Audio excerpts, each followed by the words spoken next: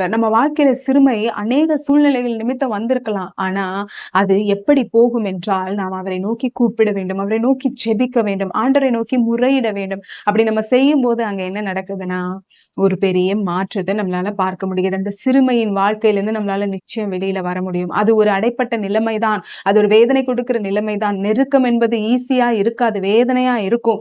ஆனா அதுல நம்ம அப்படியே வாழ வேண்டும் என்ற அவசியம் அல்ல. இன்றைக்கு அதிலிருந்து நம்ம விடுவிக்கிற ஆண்டவராகிய இயேசு ஒருவர் நமக்கு இருக்கிறார். அவரை நோக்கி நீங்கள் கூப்பிடும் பொழுது எப்பேற்பட்ட சூழ்நிலையாக இருந்தாலும், சிறைப்பட்ட அனுபவமாக இருந்தாலும், சிறுமைப்படுத்தப்பட்ட சூழ்நிலையாக இருந்தாலும், கர்த்தர் நிச்சயமாய் உங்களை விடுவிக்க அவர் போதுமானவர். ஏனென்றால் அவர் சொல்லுகிறார், நான் உனக்கு அடைக்கலமாய் இருக்கிறேன், தஞ்சமாய் இருக்கிறேன். தஞ்சம் என்று சொன்னால் நாம் போய் நம்மளுடைய பிரச்சனை நேரத்துல ஒருவரை சார்ந்து கொள்ள முடியும் என்று சொன்னால் அதை நம்ம ஆண்டவராகிய இயேசு. வேற யாரும் நமக்கு பிரச்சனையில பெரிதாக உதவி விட முடியாது. மனுஷனுடைய உதவி விருதா என்று வேதம் சொல்லுகிறது.